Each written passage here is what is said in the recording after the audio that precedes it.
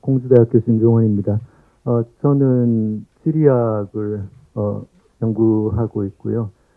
또 균형발전 정책 등에 좀 관심이 있습니다. 그래서 오늘 두 분의 발제, 안병진 교수님의 시민헌정주의 그리고 이일영 교수님의 한반도 체제 카오스에 대해서 굉장히 감명 깊게 들었습니다. 그리고 공부를 많이 했습니다. 근데 저의 토론은 아무래도 이제 관심 분야에 가까운 지역공화주의를 중심으로 말씀을 드리도록 하겠습니다.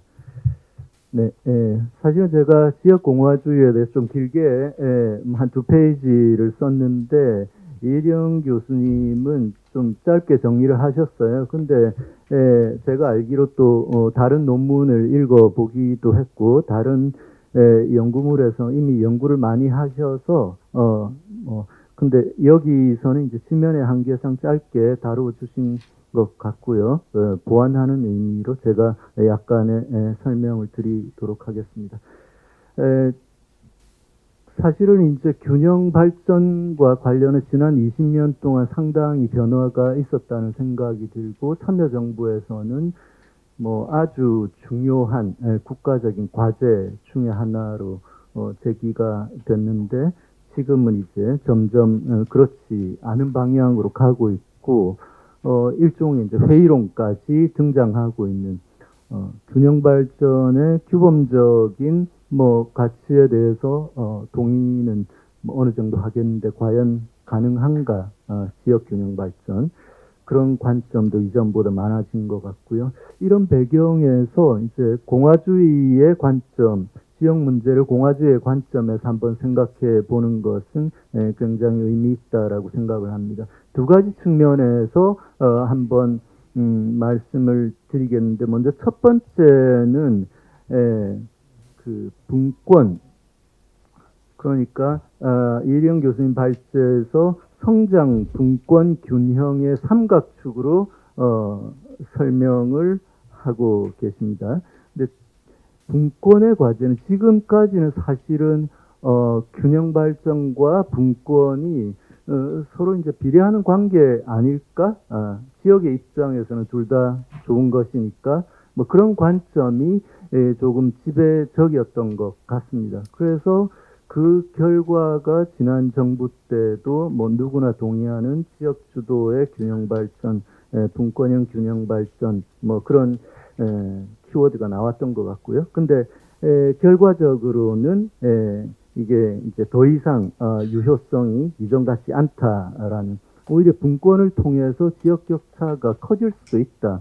예컨대 분권 중에서도 재정 분권을 시행하면서 지방세 비중이 늘어나면은 수도권, 서울에 더 유리한 결과가 나올 수도 있는 거죠. 그렇지만 분권은 그 자체로 헌법적으로 중요한 과제이고, 예를 들어서 이제 시민 참여와 공동선의 기초, 공동선의 추구라고 하는 이제 공화주의의 일반적인 대표적인 특징과도 관련이 됩니다. 2020년 이후로 지금까지 좀 많이 논의가 되고 있는 두 번째 측면, 메가시티와 특별지자체 같은 경우는 조금 다른 관점에서 접근을 해야 되지 않을까라는 생각이 들고요.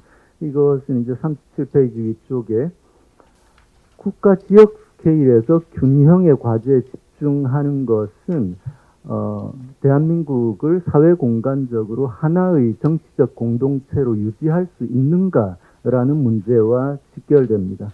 그래서 균형 발전을 왜 꼭 해야 되는가라는 데 대해서 이런 원론적인 공화주의적 답변으로 대신할 수 있을 것 같고요. 이것은 예를 들어 2세대 공화주의 페티트라는 학자의 비지배 자유, 즉 지배당하지 않을 자유는 최소한의 경제적인 여력, 경제적인 힘이 빠질 수가 없는데 수도권과 지방의 경제적 격차가 극도로 심화될 때 과연 이런 자유 상태를 유지할 수 있는가라는 근본적인 질문을 할 수 있습니다.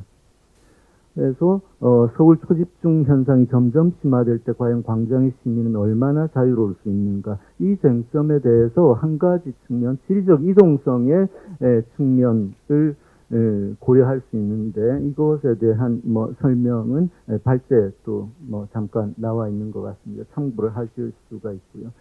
그래서 구체적인 제도로 들어가서 사실은 미국이나 독일 같은 연방을 지향하는 분권 국가보다는 중앙 집권형에 가까운, 그러면서 균형 발전을 추구하는 영국과 프랑스의 사례를 참고하는 것이 적절하다라는 것이고, 그래서 이제 분권의 과제를 중앙이 가지고 있는 어떤 권한이나 재정을 지방에 넘겨줄까 말까에서 벗어나서 새로운 가버넌스를 모색을 해야 된다. 왜냐하면은 불경 메가시티가 그렇게 흘러간 것도 사실은 모든 걸 넘겨주면 잘할 수 있다라는 다소 낭만주의적인 분권주의도 영향을 미쳤다라는 것입니다. 그래서 중요한 것은 중앙정부가 이 전체 그림, 그 중간 단계에 있는, 그것은 광역청이라고 부를 수 있고 특별지자체라고 부를 수도 있고 많은 중간 여러 가지 이름으로 불릴 수 있는 중간 단계에 중앙과 지역을 매개할 수 있는 가버넌스를 적절하게 디자인을 해야 되는데, 그것을 지난 정부에서도 이번 정부에서도 당연히 하고 있지 않습니다. 그것이 이제 지금 당장의 정치적인 위기와 관련되지는 않지만 중장기적으로 필요하다라는 말씀을 드리고요. 그 다음에는 계엄과 관련해서 몇 가지 쟁점인데, 저는 한 가지만 말씀드리면 개헌 논쟁이 당장에 초점을 흐릴 수 있다라고 하는 안병진 교수님의 관점에 완전히 동의하는 편이고요. 그럼에도 불구하고 중장기적으로 논의를 한다면 대통령제냐 내각제냐 이런 총론적인 접근보다는, 여기 이제 자료에 써놓았지만 우리가 지난 두 번, 크게 세 번, 두 번의 탄핵 경험을 통해서 얻게 된 여러 가지 강론적인 해결 지점에 대한 고민으로부터 귀납적이고 강론적으로 접근해 나가면서 해결해야 될 과제를 축적해야 되지 않을까, 그런 생각을 해봅니다.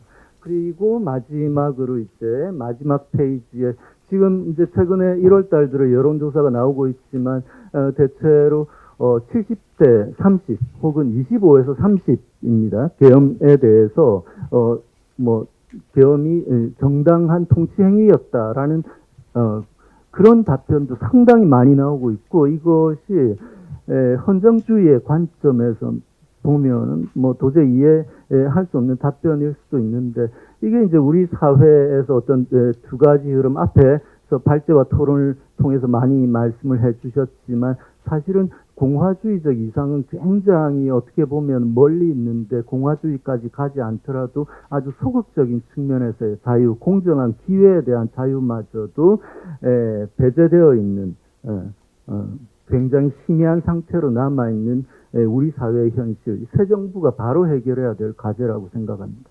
또 다른 한편으로는 안병진 교수님께서 강조를 해주셨지만은 우리가 광장에서 확인했던 시민 헌정주의의 힘, 이 두 가지가 아직은 혼재된 상태로 남아 있고, 우리가 긍정적인 방향으로 이것이 해결될 수 있도록 7대3이 아니라 당연하게 8대2, 1대9의 상황으로 갈 수 있도록 더 노력해야 되는 시점이 아닐까 생각합니다. 네, 이것을 마치겠습니다.